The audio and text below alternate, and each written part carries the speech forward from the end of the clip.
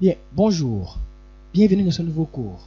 Aujourd'hui, nous allons apprendre à créer des formes quelque peu plus simples avec le logiciel Adobe Illustrator. Alors, commençons. Pour créer des des formes, il faut commencer par sélectionner l'outil forme qui est là, juste en bas de l'outil texte, vous voyez ici. Vous prenez ça et il n'y a pas qu'une seule forme prédéfinie. Il y en a plusieurs. Pour les voir, il faut soit maintenir le clic gauche de la souris ou faire clic droit dessus. Vous verrez quelques formes prédéfinies.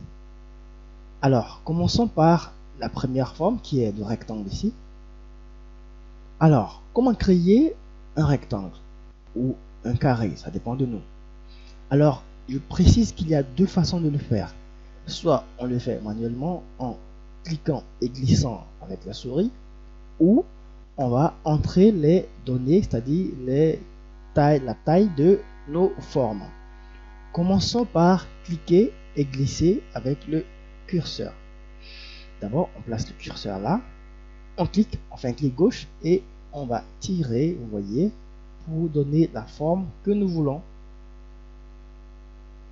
Voilà, la forme s'est créée et vous voyez la couleur rouge est dedans. Bien, la deuxième façon de créer un rectangle ici, c'est de, bien évidemment, cliquer là. Et vous voyez, les paramètres déjà enregistrés sont les paramètres de ce rectangle-là. On peut changer, on peut prendre une valeur de 600 par 400, pourquoi pas, pixels, et on fait OK. Vous voyez, le rectangle s'est créé là, à côté ici. Là, on sait très bien quelle taille il fait. Maintenant, et si on voulait créer un carré? C'est plus simple. C'est très facile de cliquer et d'entrer des valeurs d'un carré. Donc, tous les côtés ont la même mesure. Donc, on va entrer 300 pixels par 300 pixels. Le carré, il est là. Maintenant, et si on voulait créer un carré, peu importe sa valeur, sa grandeur, donc, mais sans entrer les valeurs nous-mêmes. C'est simple. Pour cela, on va maintenir la touche Shift ou Maj, dépendamment de ce qu'il y a sur votre clavier. On maintient et on clique, on glisse. Vous voyez, la forme va s'augmenter, comment dire ça, sorte à ce que s'agrandir de sorte à ce que tous les côtés aient la même mesure. Mais si on laisse Shift, vous voyez, ça va se faire comme ça.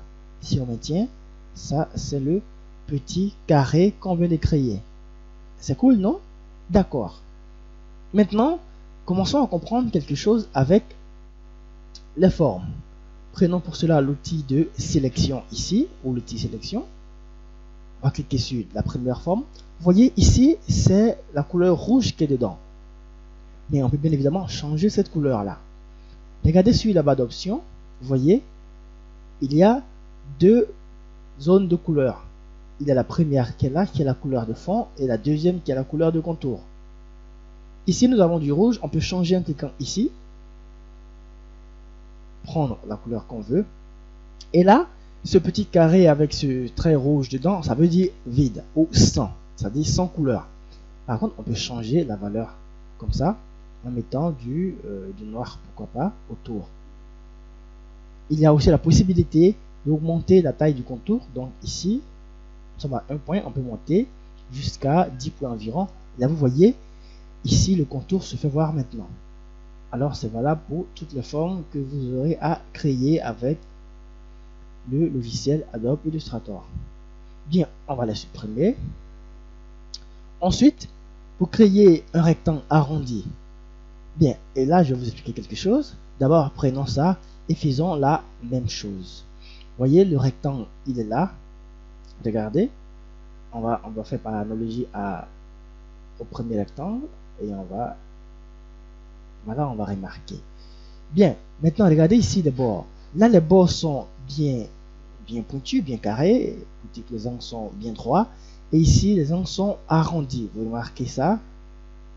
L'angle est arrondi ici. Par contre, là, l'angle ne l'est pas. Là, on se dit, bon, d'accord, on comprend un peu l'outil rectangle arrondi. Mais sinon, il y a aussi la possibilité d'arrondir nous-mêmes notre rectangle ici au bord, aux angles bien droits. C'est-à-dire qu'on va cliquer dessus et vous remarquerez ces 4 petits points qui vont apparaître, vous le voyez. Et quand ces points apparaissent, vous pouvez, à l'aide de l'outil de sélection, cliquer sur un. Et là, je rappelle que tous les points sont déjà sélectionnés. Et vous allez réduire ça comme ça pour arrondir comme vous voulez votre rectangle. Vous voyez, voilà donc le but du rectangle arrondi, je ne sais pas trop, vous pouvez l'utiliser ou bien vous pouvez vous-même l'arrondir. Bien, on a vu à quoi il ressemble. C'est valable pour l'outil ellipse. Si on prend l'outil ellipse, on peut faire une ellipse n'importe comment, mais la plupart du temps, quand on fait une ellipse, c'est de faire un cercle quelque peu parfait. Alors, pour faire ça, vous l'aurez deviné, on va maintenir encore la touche Shift. On maintient Shift et on fait ça, ça nous fait un bon cercle parfait. Vous pouvez relâcher, vous verrez. Si vous relâchez, le cercle sera bizarre. Si vous le maintenez, le cercle sera quelque peu parfait. Mais aussi, vous l'aurez encore deviné, il est possible de cliquer et d'entrer nous-mêmes les valeurs de notre cercle. Et il sera là encore plus gros. On dit oui, mais c'est quand même merveilleux. Bien, on va supprimer ça. Encore, il y a aussi les outils polygone. L'outil polygone, bien évidemment, va nous faire une sorte de, vous voyez, de forme avec plusieurs côtés qui dépassent en général 4. Voilà, ici, il y a, on peut compter 1, 2, 3, 4, 5, je crois, 6 côtés. Là, on se pose la question, mais et si on voulait faire une forme avec environ 10 côtés, comment est-ce qu'on fait ça? Bonne question. On ne s'inquiète pas et regardez. Pour cela, on prend le même outil polygone, on va glisser là pour faire, vous voyez, pour montrer la forme là, mais on ne va pas laisser le clic, vous laissez toujours le clic maintenu et à l'aide des touches directionnelles haut et bas, vous augmentez le nombre de côtés ou vous réduisez ça, vous voyez, vous augmentez ou vous réduisez le nombre de côtés comme vous voulez. C'est merveilleux, non? Bien, vous pouvez aussi cliquer là et puis entrer directement le nombre de côtés que vous voulez. Si vous voulez 9 côtés, faites ça et il s'écrira avec 9 côtés. Bien, je pense qu'on a compris pour ça. C'est encore simple de faire un polygone. Alors, ici avec l'outil étoile, on dit enfin un outil qui nous permet d'aller dans le ciel. Peut-être. Avec l'outil étoile, c'est le même principe. Vous ferez là des étoiles, mais aussi vous pourrez faire des, bon, je ne sais pas comment appeler ça, des étoiles avec plusieurs côtés. Regardez, si on augmente la valeur, vous verrez, ça nous fera un petit soleil qu'on peut s'amuser à mettre en jaune. Voilà, sans contour. Vous voyez, ça nous fait quelque chose comme ça. Bien, pour l'instant, on se limite à cela. Et maintenant, on peut faire quand même quelques formes et les déplacer à notre guise. Vous voyez, on va faire ça, des ellipses et des petits. On peut ne pas faire des petits comme ça. Prendre ça et venir mettre quelque peu ici. On va changer sa couleur, on va mettre ça en noir peut-être. Voilà. Et on va faire édition, copier, édition encore, coller sur place, pourquoi pas. Et déplacer ça, pardon, on va déplacer la forme là, maintenant Shift, comme ça, vous voyez, ici on peut également faire une autre ellipse, pourquoi pas, qui va faire office de bouche. Alors comme on l'a dit en entrée, les formes sont la base du dessin numérique, donc du dessin dans le logiciel comme Adobe Illustrator.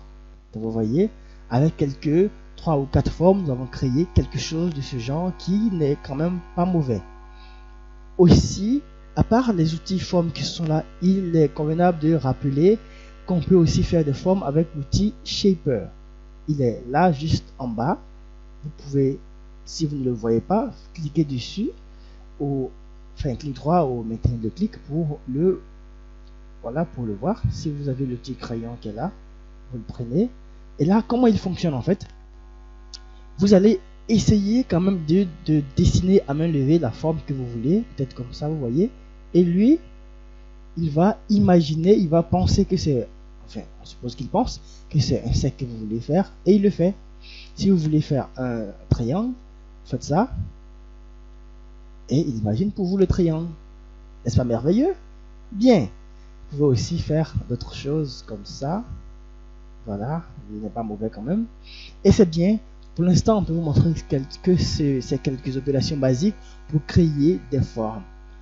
Alors, prochain cours, vous saurez comment faire 2-3 petites opérations dessus, comment combiner des formes, comment fusionner des formes, comment séparer des formes.